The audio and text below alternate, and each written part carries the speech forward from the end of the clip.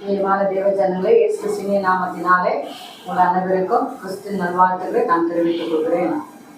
கர்த்தர் இந்த நாளிலே மத்தியில் சாட்சியாளர்கள் சில மாதங்களாக என்னால் உங்கள் மத்தியில் வீடியோவை பகிர்ந்து கொள்ள முடியல. என்னோட வார்த்தையே அநேக இடங்களுக்கு ஊழியர்கள் கலந்து சொல்ல வேண்டியதாக சூழ்நிலை இருந்ததுனால என்னால் போட முடியாத சூழ்நிலையாக இருந்ததுனால நீங்கள் மன்னிக்குமாறு கேட்டுக்கொள்கிறேன். உங்கள் மத்தியில் மறுபடியும் தேவனோடு நீங்களும் நானும் இணைந்து இந்த நாளில் ஜெபிக்கவும் அவரோட வார்த்தையை பகிர்ந்து கொள்ளவும் கர்த்தர் இந்த நாளில் அறியாதை சாட்சியாக வைத்தார்.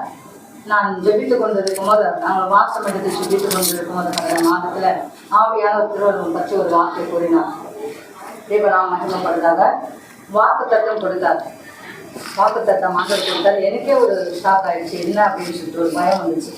வெளிப்படுத்தல் 3:6 கேட்டு வாசிப்போம். ஆவியானவர் சபைகளுக்கு சொல்லுகிறதை காது உள்ளவன் கேட்க கடவான் என்று ஏது. அல்லேலூயா. ஆவியானவர் சபைகளுக்கு சொல்லுகிறதாவது காது உள்ளவன் கேட்க கடவான். அல்லேலூயா. ஏன் ஆண்டவர் எச்சரிக்கிறார் சபையை பார்த்து? இன்னைக்கு ஆண்டவர் சபையை பார்த்து கேட்க வேண்டிய காரியம் என்ன? ஏன்னா இன்னைக்கு எப்படியா இருக்கு, தேசத்துல வன்முறைகள், போராட்டங்கள், எல்லா காரியங்களும் இருக்கு இல்லையா? கர்த்தர் நம்மளிடத்துல தான் வந்து கணக்கு கேட்பார். வருகிற நாட்கள்ல 2026 போனீங்கன்னா பயங்கரமான காரியங்கள் சம்பவிக்க போகுது. ஆண்டவர் ஒவ்வொரு திருச்சபைகளா இருக்கிறது. இன்னைக்கு திருச்சபை என்பது யாரு? முதல்ல அதை பார்க்கலாம். திருச்சபை என்பது யாரு? ஐயோ, 4 கட்டடம் கட்டிட்டு எந்த சுவரா? அப்படி இல்லை. 1 கொரிந்தியர் 3:16 பார்க்கலாம். திருச்சபை என்பது யாரு? நீங்கள் தேவனுடைய ஆலயமாய் இருக்கிறீர்கள் என்றும் தேவனுடைய ஆவி உங்களில் வாசமாய் இருக்கிறார் என்றும் அறியாதிருக்கிறீர்களா? அல்லேலூயா. நீங்க யாரா இருக்கிறீங்க பாத்தீங்களா? வெளிப்படுத்தல் 3:6 சொல்றாரு, சபைகளுக்கு காது உள்ளவன். அப்ப நம்ம யாரா இருக்கிறோம்? திருச்சபையா இருக்கிறோம். இந்த திருச்சபையில தேவனோட சத்தத்தை கேட்கக்கூடியவர்களா இருக்க வேண்டும். அவருடைய வார்த்தையை கேட்கக்கூடியவர்களா இருக்க வேண்டும். அவர் மகிமையை காணக்கூடியவர்களா இருக்க வேண்டும் இல்லையா? தேவனுக்கு பயந்து நடங்கக்கூடியவர்களா இருக்க வேண்டும். அப்ப ஆண்டவர் சொல்ற, நீங்களே என்னோட ஆலயமா இருக்கிறீங்க, ஆவியானவர் உங்களுக்குள்ள வாசமா இருக்கிறார் என்று கர்த்தர் சபையா இருக்கிற உங்களையும் என்னையும் பார்த்து கர்த்தர் ஒரு எச்சரிக்கிறார். அல்லேலூயா. இது எச்சரிப்பின் சத்தம். அல்லேலூயா. தேவநாம மகிமைப்படுறது. நானே கர்த்தரோட வார்த்தை இப்படியாகி வந்த போது வேதத்துல நமக்கு சில நேரம் பயந்தேன். அந்த பிறகு என்னானது அப்படின்னு நான் சில நேரம் கண்களை மூடி ஜெபிக்கும் போதோ எச்சரிப்பின் சத்தமா இருக்கு. அல்லேலூயா. அப்ப சபையை குறித்து கர்த்தர் எச்சரிக்கிறார். தேவ ஜனமே, நீங்க தான் அந்த திருச்சபை, என்னுடைய ஆலயம் என்று கர்த்தர் எச்சரிக்கிறார். அல்லேலூயா. ஆவியானவர் உங்களுக்குள்ள வாசமா இருக்கிறார். இன்னைக்கு கர்த்தர் உங்களை எதுக்கு அழைத்திருக்கிறார்? ஜெபிக்கவும், துதிக்கவும், தேசத்தை எழுப்பதில் காணவும், அழிந்து போற ஆத்துமாக்காக ஜெபிக்கவும், கர்த்தர் உங்களோட இடைப்படும் படிக்கு நீங்க தான் என்னோட ஆலயம் என்று சொல்லி கர்த்தர் எச்சரிக்கிறார். ஆண்டவர் சொல்றார், காது உள்ளவன் கேட்க கடவன். முதல் ஒரு மனிதன் ஊழியம் செய்தார் இல்லையா?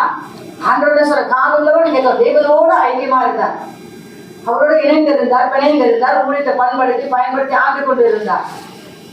பாவம் அவருக்குள்ள வரும்போதோ, நாளைக்குள்ள ஒரு பாவம் வரும்போதோ, கூச்சலும் குழப்பும் வரும்போதோ தெய்வ மகிமை அற்றவராய் காணப்பட்டார்.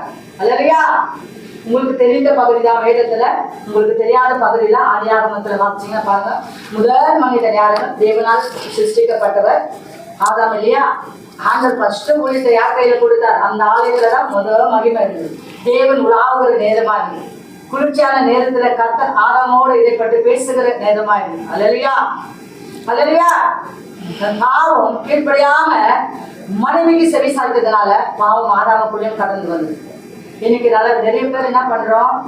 தேவனுக்கு பயப்படாம நம்ம இந்த ஆலயமா இருக்கிறோமோ, என்னென்ன காரியத்துல இருக்கிறோம் நமக்கே தெரியாது. அல்லேலூயா. ஆதாமுக்கு கொடுத்த ஒரு எச்சரிப்பின் சத்தத்தை தேவன் நமக்கும் கொடுக்க போதுமானவரா இருக்கிறார். அந்த ஆலயம் மகிமையாற்றதுக்கு போனதுனாக்கா முந்தின ஆலயத்தின் மகிமை பார்த்தா பிந்தின ஆலயத்தின் மகிமை வல்லமை விடுதுன்னு தான் புதிய கிருபையினால் ஒரு ஆலயம் உருவாக்குறாங்க தான் கர்த்தராகிய இயேசு கிறிஸ்து. அல்லேலூயா. அல்லேலூயா. அந்த கிருபை இன்னைக்கு நமக்குள்ள வாசமா இருக்கிற தெய்வ ஜனங்களே, பிரியமான ஜெப ஜனங்கள், ஆண்டவர் கொடுத்த இந்த வாக்குத்தத்தத்தை உங்கள் மத்தியில் இந்த வார்த்தை பகிர்ந்து கொள்ளும்படி கர்த்தர் கிருபை செய்திருக்கிறார். ஆலயமா இருக்கிற நீங்க துதித்தலும் ஜெபித்தலும் தேவனை ஆராதிக்கக்கூடியவர்களும் தேசத்துக்காக ஜெபிக்கக்கூடிய தொடர்பில் நிற்கக்கூடியவர்களாய் கர்த்தர் உங்களை அழைத்திருக்கிறார். காது உள்ளவன் கேட்க அவரோட சத்தியத்துக்கு கீழ்ப்படிந்து நடக்கும் போது சகல நன்மை உங்களை வந்து சேரும். தேவநாமம் மகிமைப்படுவதாக.